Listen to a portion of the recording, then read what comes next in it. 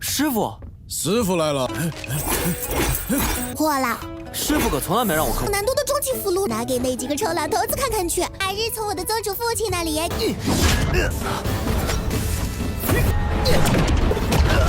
发躲避。别人做不到，既然你都下死手了，压上我炼制的法宝五行火。是吧？你以为？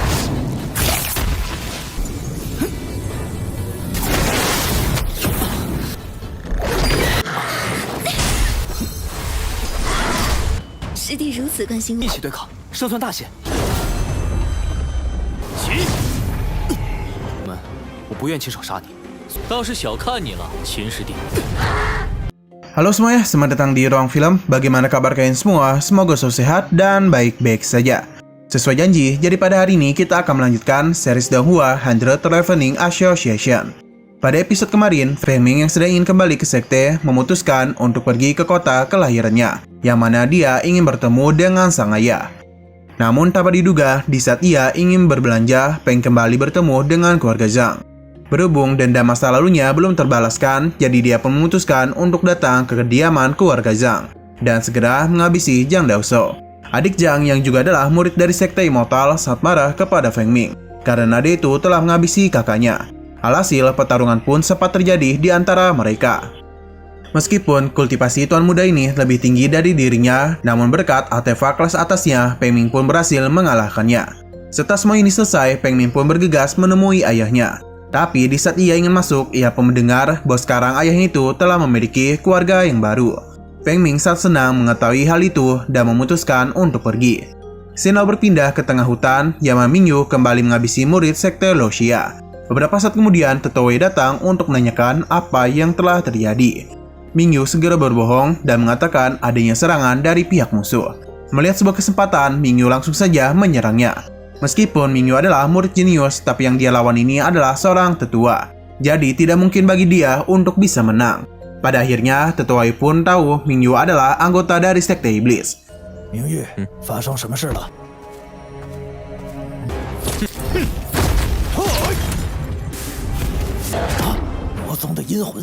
Berita tentang pengkhianatannya pun menyebar dengan sangat cepat di kalangan para murid. Mereka tidak habis pikir bagaimana bisa Mingyu yang biasanya bersikap lembut adalah mata-mata dari sekte iblis. Bahkan dia itu telah banyak menghabisi para murid. Mengetahui hal ini membuat Feng Ming tidak percaya, apalagi dia tidak tahu mengapa Mingyu melakukan ini semua. Ternyata dalam 3 bulan ke depan, 10 murid teratas akan dipilih oleh sekte untuk bersaing mendapatkan cadangan mineral di negara bagian Dailing selama 2 tahun. Dengan semua itu, mereka akan memiliki kesempatan untuk mendapatkan Pil Foundation Estabilitas. Tapi karena para murid terbaik telah mati, maka sekte Luoxia akan segera hancur. Seketika saja Feng Ming teringat dengan perkataan Mingyu tentang keinginannya, yang mana dia ini yakin cepat atau lambat Feng Ming akan mengetahui tujuan dia yang sebenarnya.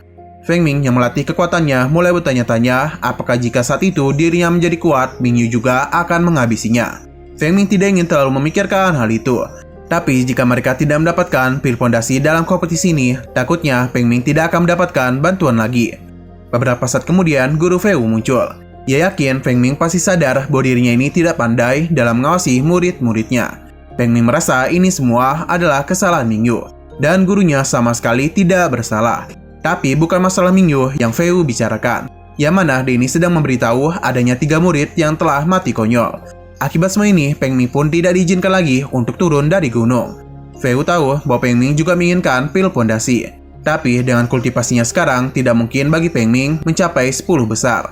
Ia pun berharap agar Feng Ming tetap berada di sini. Jika hal itu dilakukan, maka Fei Wu akan memohon kepada ketua sekte supaya bisa diberikan pil fondasi. Feng Ming tentu sangat senang dan ia pun berjanji akan membuat senjata berkualitas tinggi. Sedangkan untuk kualifikasi, di sana dirinya hanya akan bersenang-senang saja. Setelah semua ini, Feng Ming pun mencoba untuk membuat sebuah jimat yang baru saja dia pelajari. Berkat labu gioknya, teknik jimat Feng Ming bisa berkembang lebih baik daripada sebelumnya. Sesaat kemudian, Fei Wu muncul dan meminta Feng Ming untuk bersujud kepadanya. Tapi Feng Ming segera menggunakan jimatnya karena dia tahu bahwa ini bukanlah gurunya, melainkan seniornya. Gadis ini kesal karena Feng Ming cepat menyadari tipuannya. Melihat dia membuat jimat mengunci pesona, benar-benar membuat Wei Wu sangat terkejut. Karena bagaimana bisa Feng Ming membuat jimat yang berada di tingkat sulit. Ia sangat senang karena Feng Ming benar-benar di luar ekspektasi mereka. Ia pun berencana untuk melihatkan hal ini kepada ayahnya. Tidak ingin rugi, Feng Ming meminta bayaran untuk jimatnya. Tapi dia tidak peduli dan akan menggantinya dengan pena jimat yang ayahnya miliki. 路之术日益精进，师傅，师傅来了。破了，师傅可从来没让我扣。难度的终极符箓拿给那几个臭老头子看看去。白日从我的宗主父亲那里也。 Sehingga berpindah ke Pavilion Xianbing, yang mana di sini Feng Ming sudah ditunggu oleh Si Tuning. Si Tuning merasa senang karena sudah lama Feng Ming tidak kemari. Sebenarnya Feng Ming ada urusan lain di kota, tapi karena sudah berada di sini, jadi ia menyempatkan diri untuk ke Pavilion Xianbing. Si Tuning mempersilahkan dia untuk memilih apa saja kebutuhan dalam kualifikasi sekte.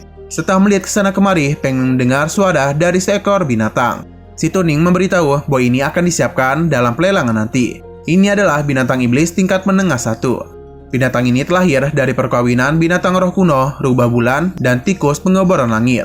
Tidak hanya itu, binatang ini juga sangat pandai dalam menyembunyikan kekuatan magic. Tentu, kehadiran dari binatang ini sangat berguna dalam pertarungan. Mengetahui Feng Ming tertarik kepadanya, jadi Si Tuning mempersilahkan dia untuk membawa binatang roh ini. Sebenarnya Feng Ming ingin membeli, tapi Si Tuning tidak ingin menerima tawarannya. Alhasil, ia pun mendapatkan binatang roh itu secara gratis. Feng Ming yang ingin kembali ke sekte malah melihat simbol dari sekte iblis. Yang ternyata saat ini Xing Luan sedang berhadapan dengan prajurit sekte iblis. Pada awalnya, Xing Luan dan mudah melancarkan serangan. Tapi di saat orang itu melancarkan serangan mendadak, barulah membuat Xing Luan kerepotan.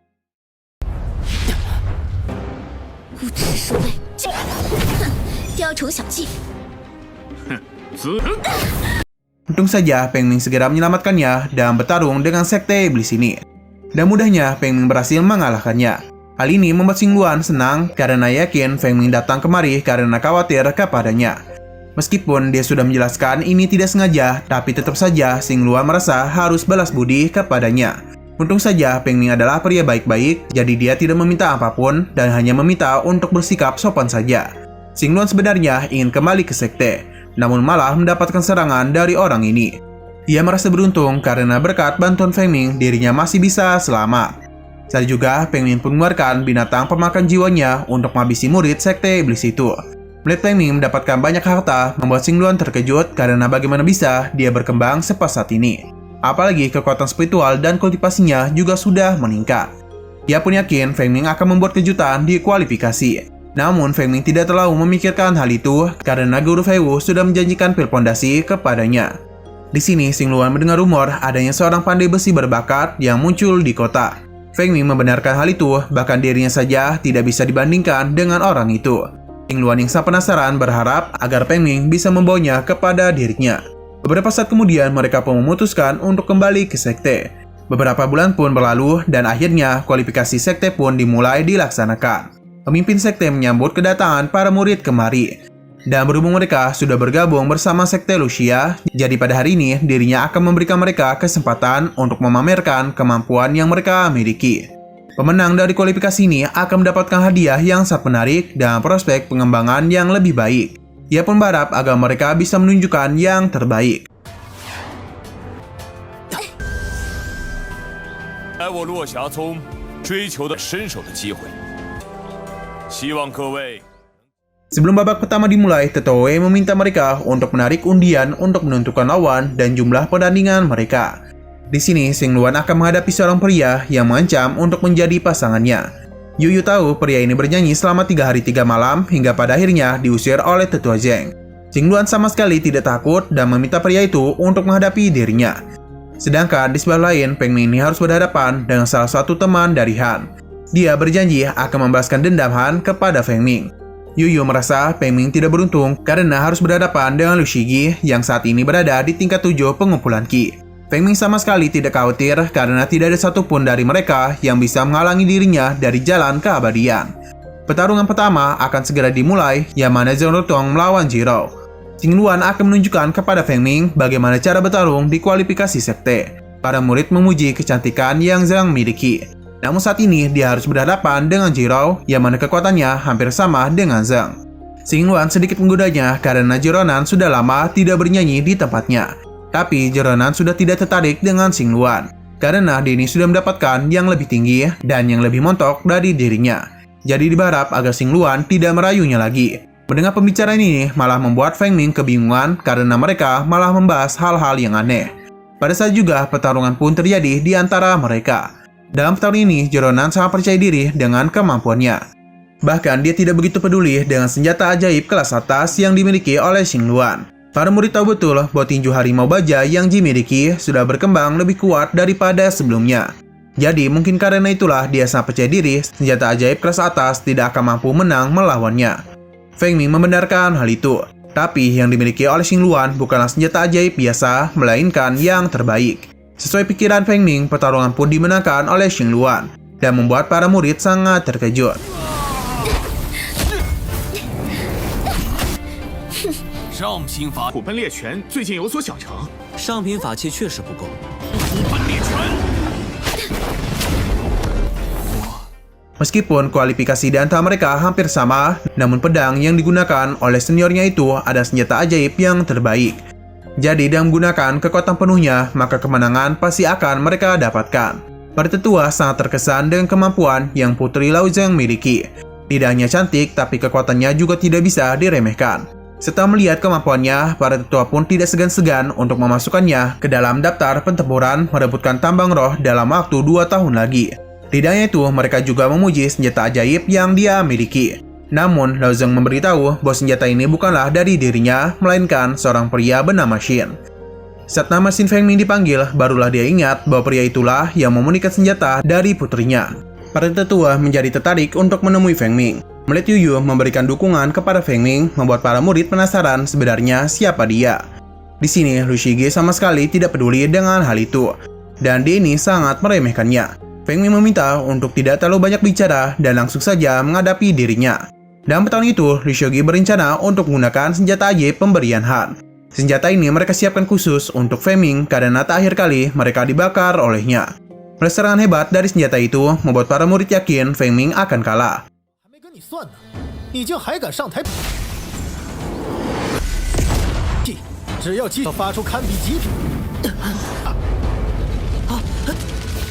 Di saat dirinya terdesak, Feng Ming pun kebingungan tindakan apa yang harus dirinya lakukan.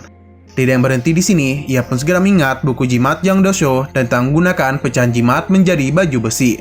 Dan memadatkan cairan roh dan batu giok ini, ia pun mencoba untuk membentuk baju besi. Dan semua itu kembali membuat para murid terkejut. Karena bagaimana bisa ia membentuk sebuah baju besi. Serangan yang Lu Shige lancarkan tidak berefek apapun kepada Feng Ming. Para tetua pun keheranan bagaimana dia bisa berpikiran tentang menggunakan jimat sebagai baju besi.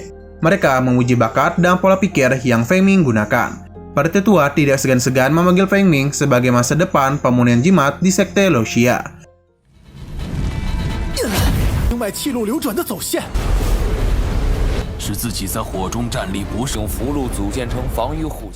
Kembali ke pertarungan, Lu Shige tidak menyerah dan berusaha keras untuk mengalahkan Feng Ming. Pada awalnya, serangan yang Lu Shige lancarkan tidak berefek apapun kepada Feng Ming. Hingga beberapa saat kemudian, ia berhasil merusak sedikit armornya.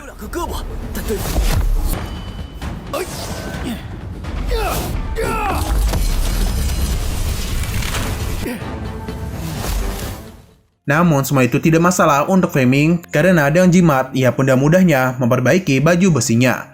Tetap saja hal itu membuat Lu Shige frustasi. Kini giliran Feng Ming lah yang melancarkan serangan.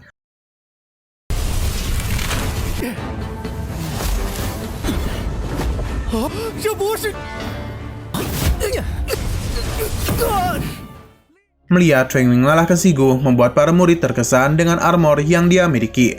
Bahkan dia ini bisa mengalahkan pengumpulan Qi tingkat ke-7. Meskipun Feng Ming berada di tingkat 5, tapi ia tidak begitu takut karena memiliki artefak kelas tinggi. Shigu yang sudah kalah berencana untuk menggunakan jarum racun supaya akar spiritual Feng Ming terganggu dan kehilangan harapannya. Tapi sayangnya jarum itu malah Feng Ming pentalkan balik.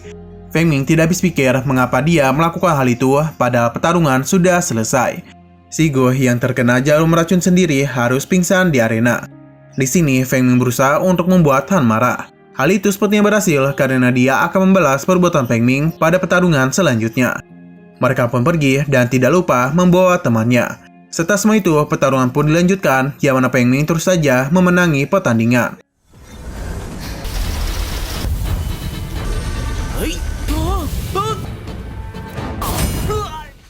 Berkat baju besi yang dia miliki, tidak ada satupun murid yang bisa mengalahkan dirinya. Bahkan dalam pertarungan itu, dirinya sangat santai. Alhasil, Feng Ming pun berhasil memasuki putaran kedua pertandingan. Dan hanya dia saja yang memiliki kekuatan di tingkat 5 pengumpulan Qi.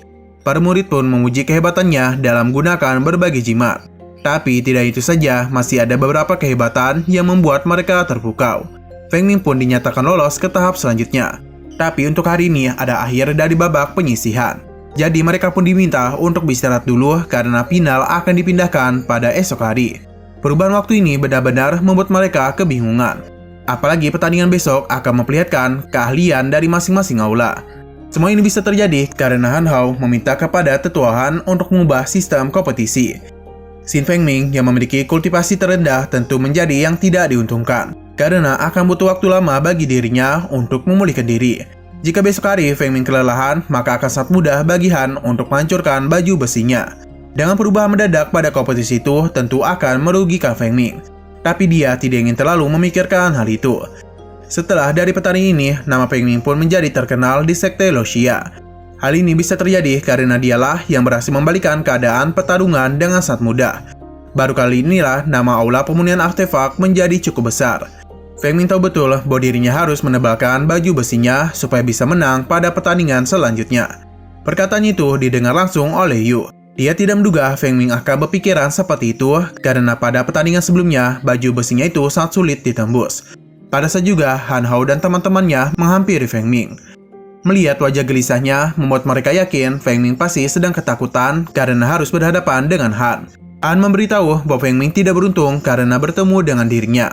Dia tidak akan membiarkannya hidup karena jika hal itu terjadi, maka sama saja dirinya lah yang kalah. Mendengar semua itu membuat Yu kesal. Ia pun meletakkan sebuah jimat pada tubuh Han, yang mana dia menggunakan sebuah boneka untuk mengendalikannya. 这是要去哪儿？害怕到要提前跑路了吗？活着走下擂台。还要加厚，是为他。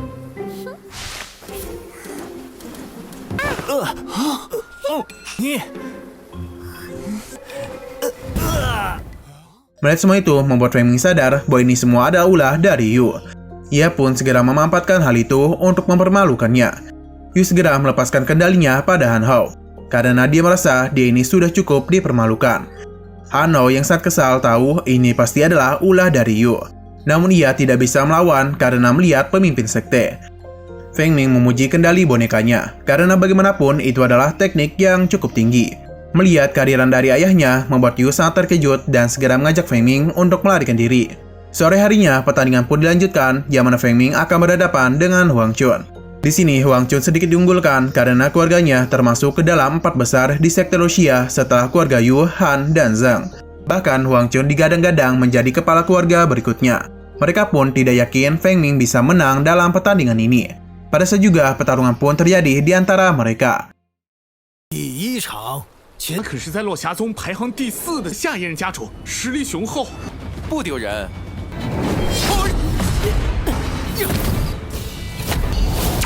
凤鸣弹飞了。 Dalam pertarungan itu, Feng Ming sama sekali tidak kesulitan dan berhasil menang. Para tetua semakin tertarik dengan kekuatannya. Bahkan ada tetua yang tidak rela karena telah memberikan Feng Ming kepada Fei Wu. Karena Feng Ming sudah menang, jadi dia akan berhadapan dengan Han. Tetua Han sangat penasaran seberapa banyak lagi kekuatan spiritual yang Feng Ming miliki.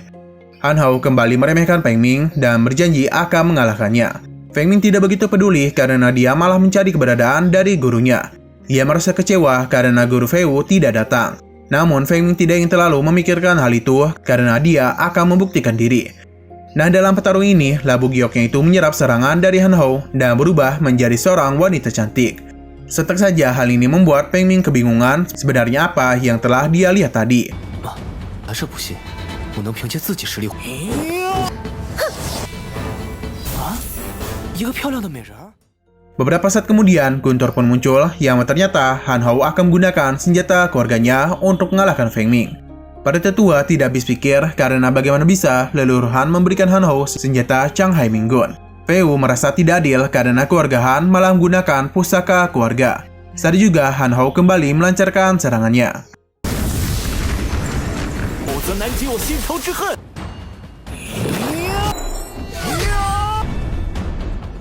Melihat baju besinya hancur benar-benar membuat Han Ho senang. Karena Feng Ming tidak akan bisa menahan serangannya lagi. Dia pun penasaran tindakan apa yang akan Feng Ming ambil. Dalam pertarungan ini, Feng Ming sangat pintar dalam menggunakan berbagai jimatnya.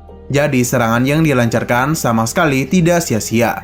Alhasil dalam pertarungan itu, ia mampu membuat Han kewalahan.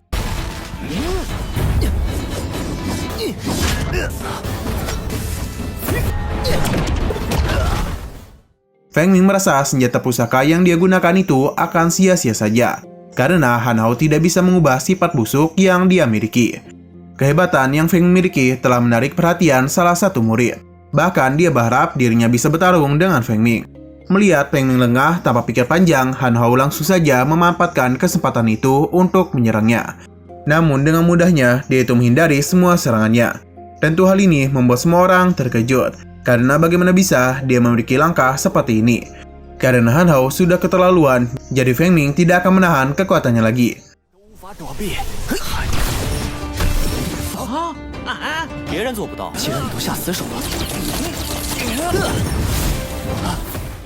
Yu dan Xingluan sangat senang karena Feng Ming bisa menggunakan teknik teleportasi. Namun ayahnya tidak membenarkan hal itu karena dia merasa Feng Ming hanya menggunakan teknik langkah awan bersamaan dengan jimat gerakan ilahi. Xingluan paham, namun ayahnya seharusnya bisa ingat dengan perkataannya bahwa Feng Ming ini masih sangat muda tapi sudah sangat hebat. Para tetua sepertinya juga setuju dengan pendapatnya. Bahkan mereka merasa Feng Ming akan menjadi pemimpin yang membawa mereka ke puncak. Tapi sayang sekali akar rohnya hanyalah akar roh palsu. Dengan berat hati, tetua Han mengumumkan kemenangan Feng Ming. Dan dia itu juga berhak lolos untuk ikut ke kompetisi selanjutnya. Sebenarnya tetua Han sangat marah karena Han Ho dibuat seperti ini. Namun karena di hadapan para tetua, dia tidak jadi memarahi Feng Ming dan memutuskan untuk pergi. Di saat Feng Ming ingin keluar, kini giliran murid tadi yang akan bertanding. Yang mana Lin meminta mereka untuk maju sekaligus. Karena dia akan langsung mengakhiri pertarungan ini. Perkataannya bukanlah sebuah omong kosong karena Lin dengan mudahnya mengalahkan semua lawannya. Dia mendekati Feng Ming untuk memintanya fokus dalam pemunihan senjata, karena dirinya lah yang berhak menjadi pemimpin. Dan pada saat itu terjadi, dia akan menjadikan Feng Ming sebagai master di aula pemunihan artefak. Qin Fengming, 不要我做了宗主，一定让你做练。 Setelah semua pertarungan selesai, pemimpin sekte memberitahu bahwa inilah 10 murid yang akan mewakili sekte Rusia untuk ikut dalam merebutkan tambang spiritual di kerajaan Dailing. Mereka akan berhadapan dengan sekte pemunihan darah, sekte pengusir roh, sekte Taishu, dan gunung harimau berjongkok. Pemenang dari kompetisi itu berhak untuk mendapatkan tambang spiritual. Para murid mulai paham, jadi akan ada sebuah turnamen untuk merebutkan tambang spiritual. Tentu kompetisi ini adalah kesempatan besar untuk mereka coba. Pemimpin sekte berharap dalam 2 tahun ke depan mereka bisa berkembang lebih kuat lagi. Sehingga berpindah ke aula pemunihan artefak. Fei Wu tahu betul untuk memunikan cincin tembaga yang rusak menjadi senjata sihir berkualitas adalah hal yang sangat sulit. Dia yang merasa Feng Ming akan gagal mencoba untuk memanfaatkan situasi untuk melindunginya. Fei Wu meminta Feng Ming untuk segera memulai penggabungannya. Feng Ming paham dan memulai prosesnya. Yang mana di sini Labu Gioknya juga memberikan bantuan. Merasa tungku itu akan meledak, Fei Wu segera memulai dramanya untuk melindungi Feng Ming. 想把一个破铜环电子星砸了，我瞅准时机移动，永久爱徒的心。 Feng Ming yang tidak tahu apa-apa menanyakan kondisi gurunya. Yang mana Fei Wu merasa lega tungkunya tidak meledak. Ia meminta Feng Ming untuk tidak terlalu memikirkan kegagalannya. Karena hal itu bisa menjadi bahan pelajaran. Namun Feng Ming merasa dirinya tidak gagal, karena artefak kelas tingginya berhasil diselesaikan. Sontak saja hal itu membuat Fei Wu terkejut, dan tidak habis pikir bagaimana hal ini bisa terjadi. Ia pun langsung saja berpura-pura sakit. Dan jika sesuatu terjadi kepadanya, dia ini akan menyerahkan aula pemunihan kepadanya. Bahkan jika Feng Ming mau, dia bisa memintakan lagi pil pondasi kepada sekte. Jadi Feng Ming tidak perlu ikut dalam kompetisi itu. Namun Feng Ming tidak begitu tertarik, apalagi dia tahu saat ini gurunya sedang berpura-pura sakit. Tidak ingin aktingnya diketahui, Fei Wu kembali berpura-pura sakit. Di sini Feng Ming memberitahu bahwa ia mungkin tidak akan bisa terus berada di sini, karena dia akan memulai petualangannya. Fei Wu paham, dan apapun keputusan yang Feng Ming ambil, dia dan Aula Pemunian akan selalu mendukungnya. 师傅，你装的累不累？我就师傅的心意徒儿明白。 冯明，就如何？师傅和你。 Kita langsung dibawa ke skip 2 tahun kemudian, yang mana di sini Feng Ming sudah berada di tingkat ke-7 pengumpulan Qi. Setelah berhasil menangkap burung itu, Feng Ming pun segera mencari sesuatu di bulu burung ini. Setelah mencabut banyak bulu, ia pun berhasil mendapatkan bulu emas Fanglin. Tidak hanya seekor burung, tapi Feng Ming sudah menangkap begitu banyak burung. Bulu Fanglin emas ini ternyata sangatlah langka, jadi akan sangat sulit bagi mereka untuk mendapatkannya. Dalam setengah hari kerja, Feng Ming hanya mendapatkan beberapa ratus saja. Namun ia merasa tidak begitu rugi karena benda ini sangatlah berharga. Nah, saat juga ia pun melihat adanya seorang pria. Pria ini tidak habis pikir bagaimana bisa Feng Ming memiliki begitu banyak bulu emas burung Phoenix. Padahal bulu itu sangat langka. Jadi bagaimana bisa ia mendapatkan semua ini? Feng Ming hanya menjawab mungkin itu semua berkat kehebatan yang ia miliki. Melihat tingkah laku dan kekuatannya saat ini, menyadarkannya bahwa pria di hadapannya itu adalah Xin Feng Ming. Namun Feng Ming merasa dia itu telah salah orang. Alasan pria ini berbicara seperti itu karena dirinya ada murid pribadi Fu Lianmen, yang merupakan tuan dari keluarga Zhang yang telah Feng Ming habisi. Ia berharap Feng Ming tidak menyangkal semua itu, apalagi keluarga Zhang telah menggunakan 1000 batu roh untuk membeli kehidupannya. Ia pun meminta supaya Feng Ming bisa memberikannya bulu emas Phoenix supaya ia bisa melepaskannya. Namun Feng Ming tidak takut kepadanya dan malah meremehkannya. Alhasil pertarungan pun sempat terjadi di antara mereka. 道友，你怕被你杀死的张家二少明是来买你的命。张家觉得你配吗？ Walaupun pria ini berada di tahap penuh pengumpulan Qi, namun dalam pertarungan ini Feng Ming mampu mengimbanginya. Tapi pria ini tetap percaya diri masih bisa menang. Saat itu juga Feng Ming pun memasangkan sebuah jimat, yang mana ketika itu juga Feng Ming mengaku kalah. Dan entah mengapa di sana ada si Tuning.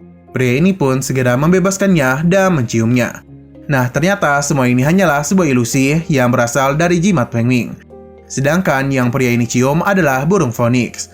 Karena sudah dinodai, burung ini pun marah dan langsung saja mengultinya.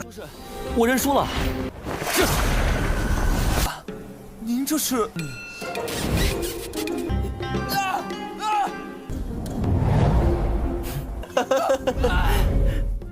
Setelah burung itu pergi, Feng Ming kembali melancarkan serangannya untuk mengalahkan pria itu. Sayangnya, di sini Feng Ming tidak mendapatkan apapun dari cincin penyimpanannya. Karena di dalamnya itu hanya terdapat besi yang patah. Tidak ingin merasa rugi, jadi ia pun memutuskan untuk tetap mengambil harta itu. Feng Ming memutuskan untuk kembali ke sekte karena pertempuran untuk merebutkan tambang roh akan segera dimulai. Tapi sebelum itu, Feng Ming pun singgah ke pavilion untuk bertemu dengan si Tuning. Si Tuning sangat senang karena sudah lama Feng Ming tidak menemui dirinya. Ia pun penasaran apakah yang kali ini dia bawa. Feng Ming pun memperlihatkan bulu Phoenix yang akan dirinya tukar dengan kertas jimat. Si Tuning sangat senang karena Feng Ming mendapatkan begitu banyak bulu emas. Padahal benda ini lumayan langka. Ia pun meminta pelayannya untuk mengambilkan kertas jimat untuk Feng Ming bawa. Si Tuning berharap di kemudian hari Feng Ming bisa membawa barang yang bagus lagi. Berhubung dirinya hampir kehabisan waktu, jadi Feng Ming pun pamit pergi. Saat juga, ia pun berpapasan dengan dua gadis yang pernah ia temui. Namun sayangnya, Feng Ming tidak begitu ingat tentang mereka. Nah, tujuan dari kedua gadis ini juga sama seperti Feng Ming yang ingin membeli sesuatu. Nah, barang yang mereka beli ada harta karun pemunian jenius. Melihatnya membuat mereka senang karena telah menemukan harta yang tepat. Namun sayangnya, boneka ini tidak bisa menyempurnakan senjata. Tapi intinya, mereka tetap mengambil boneka itu. Si kakak penasaran kapan mereka bisa bertemu dengan pandai besi berbakat. Namun sayang sekali, berdasarkan peraturan pavilion, mereka tidak bisa memberitahu identitas dari si pandai besi. Untung saja, mereka ini masih memiliki kesempatan untuk bertemu dengan si pandai besi. Namun hal itu baru bisa terjadi jika dia setuju untuk bertemu dengan mereka. 之前是在哪里见过的？这机关小宝是名声这机关小宝和八巧小宝好像，这个我们要了，不知是千兵阁的规矩。不过 Shino berpindah ke kapal terbang, yang mana di sini Feng Ming memberikan peliharaannya makan. Tanpa diduga dengan menggunakan cairan labu giok, hewan roh ini mampu naik ke level 2. Apalagi mereka tahu betul betapa sulitnya menaikkan level dari rubah tikus. Di sini Feng Ming masih penasaran dengan kejadian sebelumnya. Karena entah bagaimana labu giok itu berubah menjadi wanita cantik. Beberapa saat kemudian, Yu pun muncul, yang mana dia sangat bersemangat karena naik ke kapal terbang. Melihat kehadiran Feng Ming membuat mereka sangat senang, apalagi sudah 2 tahun mereka tidak bertemu. Kini Feng Ming sudah berada di tingkat ke-7 tahap pengumpulan Qi, jadi mungkin akan ada banyak wanita yang mendekatinya. Hao Han tidak menduga Feng Ming akhirnya mencapai tingkat 7 pengumpulan Qi. Namun di sini ia tetap meremehkan kemampuannya. Yu memintanya untuk tidak berbicara seperti itu, karena dirinya berjanji akan memberikannya hukuman.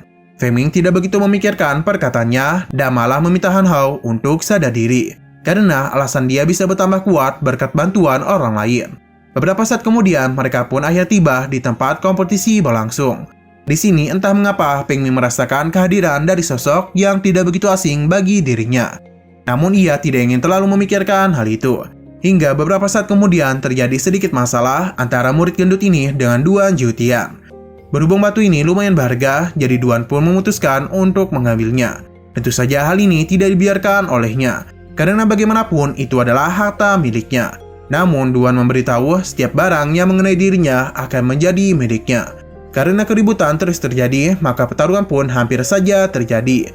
Untung saja ada seorang murid yang menghentikan perselisihan mereka. Dan berhubung mereka sedang berada di kompetisi, jadi pria ini pun menyarankan mereka untuk bertanding saja. Mereka berdua pun sepakat untuk bertarung, yang mana pemenangnya akan mendapatkan keuntungan yang sangat bagus. Feng Ming kembali mencurigai pria di hadapannya ini karena dia merasakan sesuatu darinya. 是哪个部长演的？是个宝贝，你什么意思？这是我。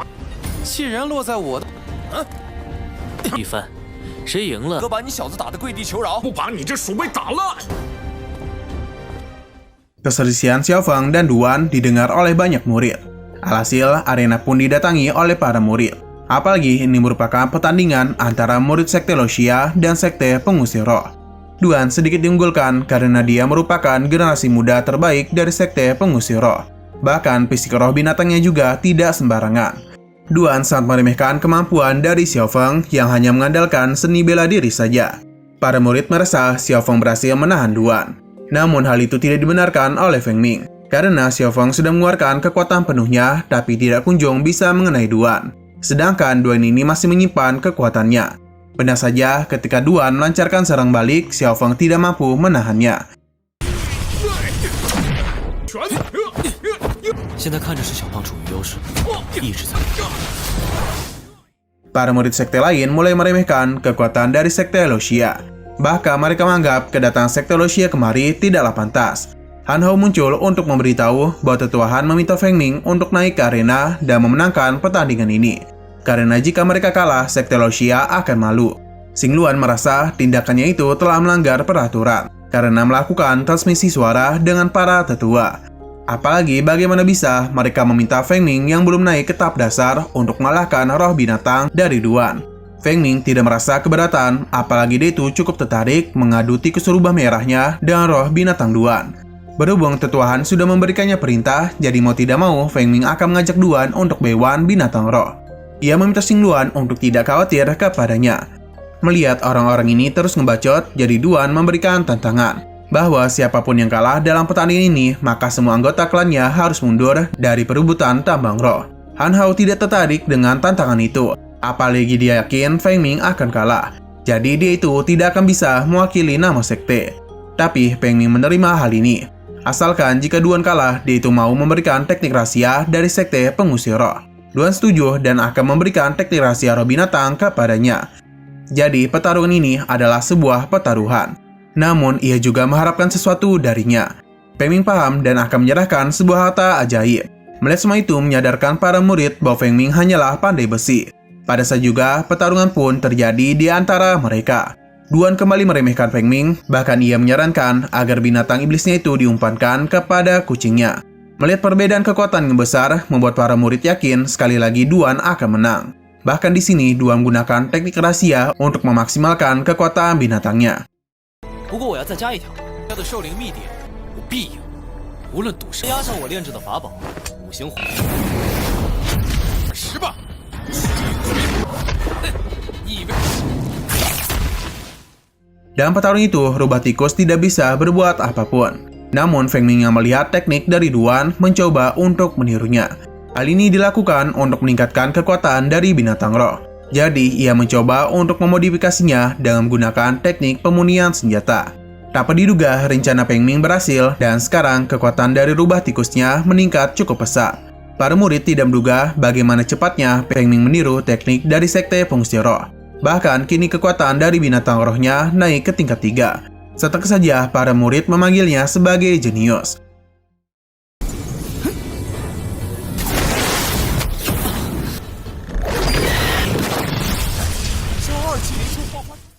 Alhasil, dalam pertarungan ini, Feng Ming berhasil menang. Sedangkan Duan juga menang, tepatnya menanggung malu. Saat juga, Feng Ming menggunakan binatang pemakan jiwa untuk melahap harimau putih. Hal ini tentu membuat Duan bertanya-tanya binatang apakah itu. Namun, Feng Ming tidak ingin menjelaskan dan meminta untuk menyerahkan teknik rahasia keluarga Duan. Sebenarnya, Duan ingin melarikan diri, tapi dirinya sudah dikepung. Jadi mau tidak mau, ia pun harus menyerahkan teknik rahasianya. Xingluan memuji perkembangan pesat dari Feng Ming. Bahkan, ia juga sedikit menggodanya. Feng Ming yang sudah nafsu parah segera menarik Xingluan untuk merasakan kehangatan dari tubuhnya. Sosok pria misterius ini merasa mereka tidak akan bisa tertawa lagi setelah malam ini, karena dia itu akan melakukan sesuatu kepada sekte Luoxia. Feng Ming yang melihatnya dari belakang mulai yakin bahwa mereka berdua sepertinya sudah saling bertemu. Di sini Xiaofang meminta maaf karena dulu pernah menjebaknya ke pemandian wanita. Namun sekarang dia akan menjadi adik dari Feng Ming. Mengetahui hal itu membuat Xingluan marah karena dialah yang menipu Feng Ming untuk masuk ke dalam pemandian wanita. Nah, akibat pertarungan tadi telah membuat nama Feng Ming terkenal dari kalangan murid sekte lain. Alhasil, ia pun mulai diincar oleh mereka. Xingluan yang menyadari hal itu meminta Feng Ming untuk selalu berhati-hati. Xiao berpindah kepada pria misterius. Dia menggunakan semacam teknik mulai mengendalikan tubuh para murid sekte Luoxia. Kemungkinan besar dia itu adalah Mingyu karena teknik yang dia gunakan sangat mirip. Dengan ini, ia pun sudah memulai pertunjukannya. Seketika saja, dua gadis tadi berteriak untuk meminta bantuan. Pria ini langsung menghubungi gurunya untuk memberitahu sekte Luoxia tidak akan bisa menang dalam pertandingan ini. Dan balas dendamnya akan semakin dekat, karena rencana sekte Gunung Iblis akan mulai dari sekarang. Sontak saja gurunya menjadi sangat senang karena rencana mereka berjalan dengan baik. Sinal berpindah kepada orang-orang dari sekte pemunihan darah. Melihat muridnya diserang oleh murid lain, mereka pun segera membalasnya. Nah, akibat serangan ini membuat nama sekte Luoxia tercoreng.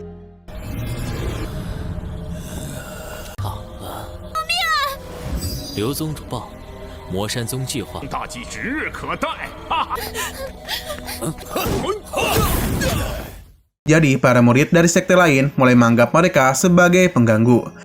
Yu tentu sangat kesal karena mereka dituduh seperti ini. Saat itu juga, Xiaofang memberitahu bahwa Wang Beifeng dan Zhao Xiaofang telah terluka parah. Bahkan mereka sudah dikeluarkan dari kompetisi karena dituduh menyerang para murid dari sekte pemunihan darah. Tentu pertandingan besok akan sangat berat bagi mereka karena kekurangan 2 orang. Para murid sangat senang karena sekte Luoxia kini dalam kesulitan. Jadi tidak mungkin bagi mereka bisa memenangi kompetisi ini. Feng Ming yang melihat pria misterius mulai mencurigai sesuatu darinya. Tanpa pikir panjang, ia pun segera mengikutinya. Beberapa saat kemudian, mereka pun tiba di sebuah tempat.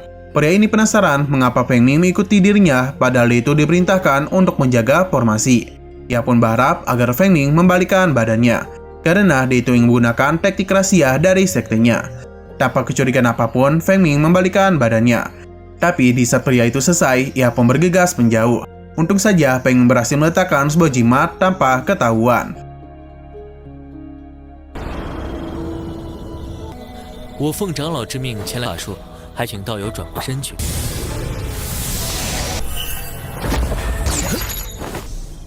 Keesokan harinya, kompetisi perebutan tambang roh akan segera dimulai. yang mana para murid akan dipindahkan secara acak ke 5 posisi pertahanan di alam ilusi. Tapi perlu diingat di sana ada para binatang iblis yang melancarkan serangan. Orang terakhir yang berhasil selamat berhak menjadi pemenang. Para murid sekte lega karena para binatang iblis itu hanyalah ilusi belaka. Jadi tidak akan membuat mereka mati. Dan semua tindakan mereka akan dilihat langsung oleh cermin air. Di sini, Feng Ming memberikan Zheng sebuah jimat supaya dia itu bisa mengetahui posisinya andai saja dia berada di dalam masalah.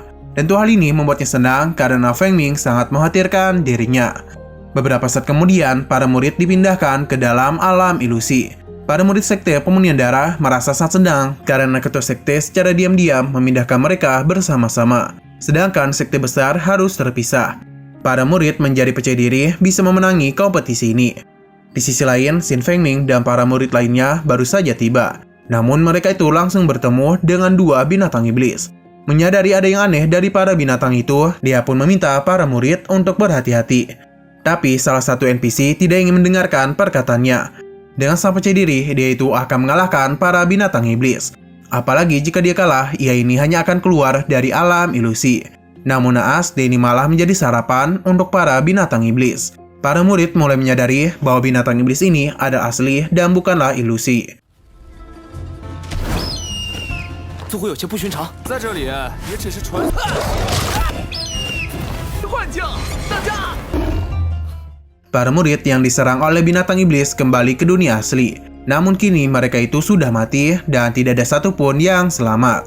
Sontak saja hal itu membuat para tetua bertanya-tanya kepada ketua Zhao sebenarnya apa yang telah terjadi. Karena bagaimana bisa binatang iblis asli muncul di alam ilusi. Ketua Zhao menenangkan mereka karena dia akan memeriksa hal ini. Tapi tindakannya sama sekali tidak berhasil. Ia pun menjadi sangat penasaran sebenarnya siapa yang telah mengubah formasinya dan menyebabkan binatang iblis asli memasuki alam ilusi. Ketua Han meminta untuk menghentikan kompetisi ini karena nyawa para murid dalam bahaya. Namun Ketua Zhao ingin memanfaatkan hal itu. Apalagi para muridnya berada di satu tempat, jadi tidak mungkin bagi mereka kalah dari para binatang iblis. Ia pun memberitahu formasi ini tidak dapat dihentikan. Apalagi dia yakin para murid yang memasuki alam ilusi adalah yang terbaik. Tuhan tetap memintanya untuk menghentikan hal itu, karena bagaimanapun keturunannya masih berada di dalam sana. Jika sesuatu terjadi, maka dia berjanji akan melakukan sesuatu kepada sekte pemunihan darah. Di tengah perbacotan mereka, kita dibawa kembali ke Fada Feng Ming, yang mana dia itu sedang bertarung dengan para binatang iblis. Melihat Feng Ming mengeluarkan begitu banyak jimat, membuat para murid yakin bahwa dia adalah putra dari pemimpin sekte Loxia. Kembali kepada Feng Ming, akhirnya dia itu pun berhasil mengalahkan para binatang iblis. 各大门派分散各处，宗门的顶尖天才，霞宗定与你血炼门血战到底。水镜，只是一群搭上我们宗门长老的棺材板都不一。 若如此难对付，得抓紧找。 Berhubung para binatang itu sangat merepotkan, jadi dia berencana untuk menemui Zhang. Tapi pada saat juga para murid belakangnya mendekati dirinya karena ingin pergi bersamanya. Sadar dengan niat jahat mereka, Feng Ming mulai berpura-pura terluka. Jadi di saat mereka ingin menyerang dirinya, ia itu langsung melancarkan serangan balik. Hal itu membuat para murid terkejut karena Feng Ming menipu mereka. Wajar bagi Feng Ming melakukan hal itu karena dia tidak ingin dikhianati. Di sisi lain, Zheng ini sedang kewalahan menghadapi binatang iblis. Melihat kesempatan, kedua NPC ini berusaha untuk menggodanya. Untung saja Zheng berhasil menghabisi kedua pria sange ini. Tapi dari belakang, seseorang berhasil menyerangnya. Karena kesulitan, dia pun melemparkan sebuah tanda. Jadi ketika NPC ini ingin membalaskan kematian para saudaranya, Feng Ming pun tiba tepat waktu untuk menghabisinya. Zheng sangat senang karena dia kembali diselamatkan olehnya. Tidak ingin membiarkannya hidup, Feng Ming pun menggunakan binatang pelahap jiwa. Sadar kompetisi ini sudah sangat sulit dimenangkan, jadi Feng Ming mengajak Zheng untuk menemukan teman-teman mereka. Jadi sinyal pun mereka keluarkan untuk memanggil para murid sekte. 你看看啊，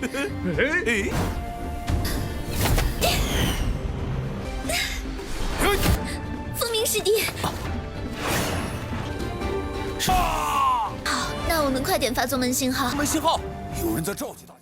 Hal itu berhasil, namun di saat mereka ingin mendatangi sinyal, murid misterius langsung melancarkan serangannya dan menghabisi kedua murid sekte Loxia. Sedangkan para murid sekte pemunihan darah sedang bersantai.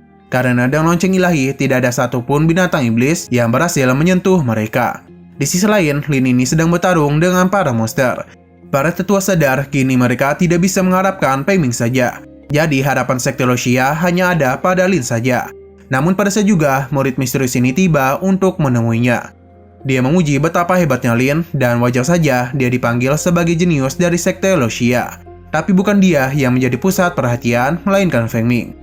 Jadi sebagai murid jenius, apakah dia tidak penasaran berapa banyak orang yang hanya melihat dirinya? Jadi ia pun mengajaknya untuk menyingkirkan Feng Ming. Lin yang tidak ingin bekerja sama dengannya membuat murid ini marah karena berani menolak tawarannya. Untung saja Feng Ming datang dan berhasil menyerang murid itu. Dia tahu betul bahwa murid misterius inilah yang mengubah formasi. Ia pun penasaran siapakah dia itu. Murid ini hanya memberitahu bahwa dia akan membalaskan kematian ayahnya kepada Ketua Yu. Di saat murid itu pergi, para binatang iblis pun berdatangan. Jadi mereka tidak bisa mengejarnya dan harus disibukkan oleh para binatang iblis.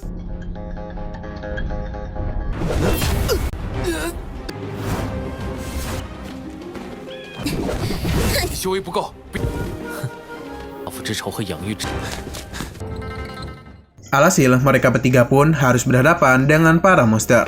Lin sangat ketakutan karena bagaimana bisa para binatang iblis ini mendekati mereka. Di saat pertarungan sedang terjadi, terlihat di belakang Feng Ming, Han Hao sedang menunggu kesempatan untuk menghabisinya. Apalagi dia ini masih tidak terima karena telah dipermalukan pada pertandingan sebelumnya. Nah, ketika Feng Ming berhadapan dengan dua binatang iblis, saat itu juga Han Hao yang memiliki sifat iblis langsung saja menyerangnya.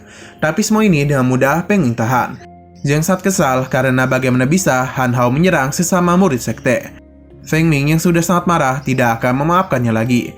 Dia akan memberikan hukuman atas tindakan yang dia lakukan. Han Hao meminta untuk mengampuninya, apalagi kakeknya adalah tetua di sekte Luoxia. Tapi Feng Ming sama sekali tidak peduli. Sontak saja hal itu membuat tetua Han marah. Dia berjanji akan membalas perbuatannya itu. Untung saja tetua Zhang membela Feng Ming. Apalagi terlihat dengan jelas bagaimana Han Hao ingin menghabisi sesama murid sekte. Jadi hukuman itu sangat pantas untuk Han Hao terima.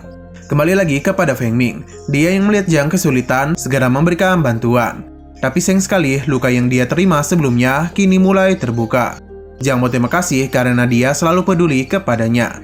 Feng Ming meminta untuk tidak menggoda dirinya, apalagi kondisi mereka saat ini tidak pas. Di sini ia pun berharap agar Lin mau bergabung bersama mereka. Namun Lin yang sangat percaya diri dengan kekuatannya tidak ada niatan untuk bersama mereka. Jadi karena itulah ia pun memilih untuk berpisah. Sebenarnya Feng Ming cukup kesal, tapi yang lebih penting sekarang adalah mengobati Zhang. Ketika Feng Ming memberikannya pengobatan, membuat Zhang mendesah kesakitan. Hal itu membuat para pria sangat senang. Tidak ingin berbagi kesenangan, Feng Ming pun memilih untuk membuat penghalang. 师弟如此关心我，一起对抗，胜算大显。我为你疗伤。师弟轻点儿。 Orang-orang di luar menduga alasan Feng Ming membuat penghalang adalah karena dia ingin berbuat sesuatu kepada Zhang. Setek saja hal itu membuat ayah Zhang kepikiran sebenarnya apa yang sedang dilakukan oleh Feng Ming kepada putrinya. Kembali ke dalam, Zhang ini penasaran mengapa sekarang Feng Ming tidak malu kepadanya. Padahal di pemandian, dia itu selalu malu menatap dirinya. Wajar bagi Feng Ming malu, apalagi saat itu ada pertama kalinya mereka bertemu. Zhang pun sedikit menggoda Feng Ming karena bisa saja di kemudian hari ia tidak mendapatkan kesempatan ini lagi. Setelah pengorbanan selesai, mereka pun melihat Lin sedang dikejar oleh para binatang iblis. Ia pun berharap agar Feng Ming dan Zhang mau membantu dirinya. Tapi Feng Ming ingat betul bukankah seharusnya Lin ini sangat kuat. Lantas bagaimana ia bisa bernasib seperti ini? Untung saja Feng Ming hanya bercanda, jadi ketika Lin hampir meninggalkan permainan, ia pun segera menyelamatkannya. Setelah mengetahui kekuatan Feng Ming berkembang, Lin pun memilih untuk menjalin aliansi dengan mereka. Feng Ming tidak menolak karena ini lebih penting. Ia pun mengeluarkan rubah tikusnya untuk mencari tempat yang aman.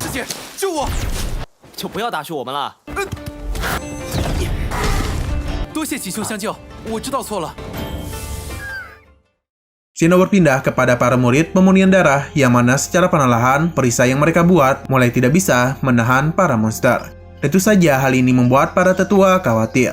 Karena jika lonceng itu benar-benar hancur, maka Feng Ming dari sekte Luoxia akan mendapatkan kemenangan mudah pada kompetisi ini. Mimpi buruk para tetua hampir saja terjadi andai saja murid misterius ini tidak muncul. Ia memberitahu bahwa dirinya sudah menemukan lokasi para murid sekte Luoxia. Maka kemungkinan besar sudah dipastikan kemenangan akan menjadi milik mereka.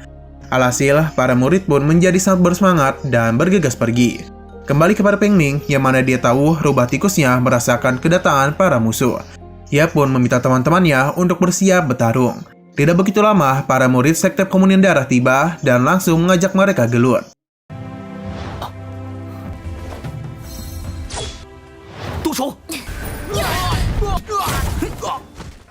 Dalam pertarungan ini, Feng Ming dan yang lainnya sama sekali tidak kesulitan. Akibat hal itu membuat murid misterius ini kesal karena pada akhirnya dia jugalah yang harus turun tangan. Murid ini pun melancarkan serangan besar yang bahkan membuat cermin air hancur. Para tetua menjadi semakin penasaran apa yang sebenarnya telah terjadi. Akhirnya, murid misterius ini pun menunjukkan jati dirinya yang adalah Minglu. Ia meminta Feng Ming untuk tidak ikut campur karena bagaimanapun dia hanya ingin membalas dendam kepada sekte Luoxia. Zhang meminta Xin Feng Ming untuk tidak mendengarkan perkataannya. Karena bagaimanapun akibat ulah Minglu telah membuat para murid sekte Luoxia banyak yang mati konyol. Minglu hanya tertawa karena dia ingat betul dulu Zhang ini pernah menyukainya. Berhubung mereka tidak tertarik menyerah, jadi Minglu akan menghabisi mereka. 唯有宗灭人散可笑，就不要打趣我们了。师妹，来吧。 Nah, sebenarnya Lin sempat mendapatkan kesempatan. Tapi karena dia berisik, jadi dia malah ketahuan. Minglu memintanya untuk tidak ikut campur dalam masalahnya. Melihat sebuah kesempatan, Feng Ming pun segera mengeluarkan kelerengnya untuk menyerang Minglu. Nah, hal itu ternyata berhasil dan membuat Minglu terjebak. Sayangnya, Feng Ming tidak bisa melancarkan serangan lagi karena dia tahu para binatang iblis akan segera datang kemari. Jadi karena itulah dia pun harus pergi meninggalkan tempat ini. Ia pun berharap agar Minglu bisa mati dalam serangan binatang iblis. Minglu tidak menduga dirinya akan diremehkan.